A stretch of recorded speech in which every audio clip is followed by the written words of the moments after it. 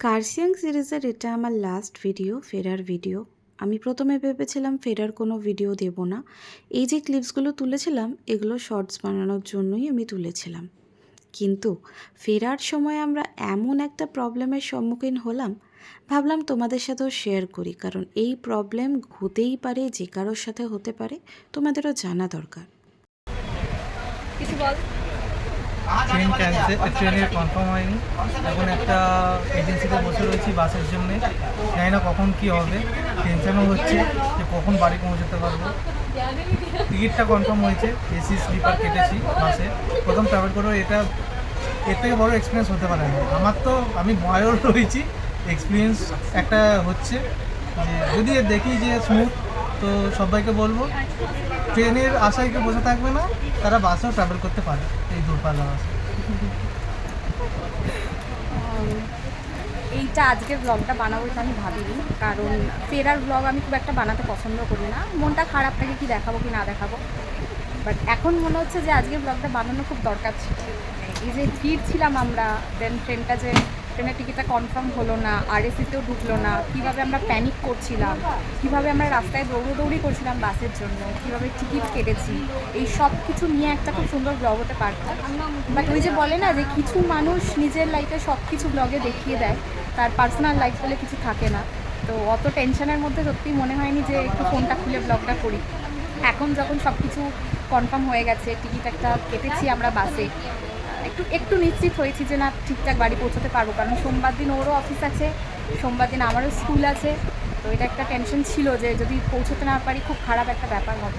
But ultimately এখন একটু relax হয়েছি বলে মনে হলো যে না ব্লগটা একটু বানাই, কারণ এটা একটা অ্যাডভেঞ্চারাস জিনিস হলো, প্রথমবার এক্সপিরিয়েন্স করছি। বাড়ির লোকও টেনশন করছিল, বাট মামনি অনেক গাইড করেছে। মামনি মেসোমারা যেহেতু বাসেই ট্রাভেল করে, তো ওদের থেকে প্রচুর সাজেশন পেয়েছি, তাই হয়তো আলটিমেটলি করতে পেরেছি। আর বাকি তোমাদের বাস জার্নিটা দেখাবো, এটা একটু অন্য রকমের হবে। ট্রেন জার্নি তো সবাই দেয়, বাস জার্নিটাও তোমাদের দেখাবো কতটা কমফোর্টেবল।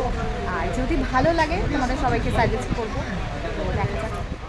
এবার তোমাদের বলি বাসের টিকিট কি করে কাটবে। এখানে কিন্তু প্রচুর তোমরা কাউন্টার দেখতে পাবে। এটা যেরকম রুবি পরিবহন আমরা কেটেছিলাম, তোমরা শ্যামলী পাবে, লোকনাথ পাবে, আরও কিছু বাস আছে যেগুলো শিলিগুড়ি জাংশন টু কলকাতা আসছে। তোমরা তোমাদের সুবিধা মতো স্লিপার নেবে না, বসে আসবে, সেই অনুযায়ী তোমরা টিকিট কাটতে পারো। অনলাইনও কাটতে পারো, অফলাইনও কাটতে পারো। অফলাইন ওখানে দেখবে প্রচুর কাউন্টার আছে, তবে অবশ্যই ব্রোকার থেকে কিন্তু বেঁচে থাকবে। আমরা অনলাইন কনফার্ম টিকিট অ্যাপ থেকে কেটেছিলাম। আর কাটার পরেও কী ধরনের প্রবলেম ফেস করতে হয়েছে সেটা তোমাদের আমরা বলছি। তো যাদের বাসের সিটের সম্পর্কে কোনো আইডিয়া নেই, যেরকম ট্রেনের সিটেরও একটা নাম্বারিং থাকে, বাসেরও সেটা থাকে, তো সেই আইডিয়াটা নিয়ে তবেই কিন্তু টিকিটটা কেটো। আমাদের অনলাইন টিকিট কাটা হয়েছিল, সেখানে স্লিপার দেখিয়েছিল, বাট আলটিমেটলি দেখা যাচ্ছে এটা সেমি স্লিপার। তো অনলাইনে যারা টিকিট কাটো, আমি কিন্তু অথেন্টিক অ্যাপ থেকে কেটেছি। অথেন্টিক অ্যাপ থেকে এসি স্লিপার সমস্ত কিছু, সিট অপশন ছিল, স্লিপার অপশন ছিল, কিন্তু সিট অপশন দিইনি, আমি স্লিপারই চুজ করেছিলাম।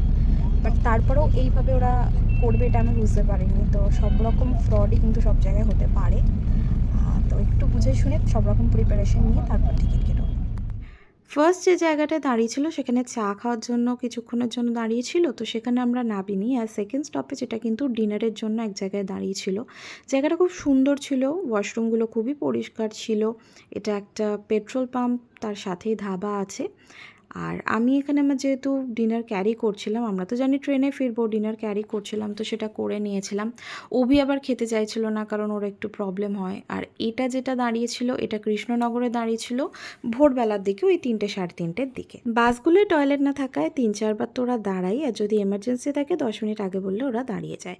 5:30 নাগাদ আমাদের এয়ারপোর্ট গেট নাম্বার 1-এ নামিয়ে দিয়েছিল। তারপরে ওখান থেকে তো ইজি ওয়ে, আমরা সেইভাবে বাড়ি চলে এসেছিলাম।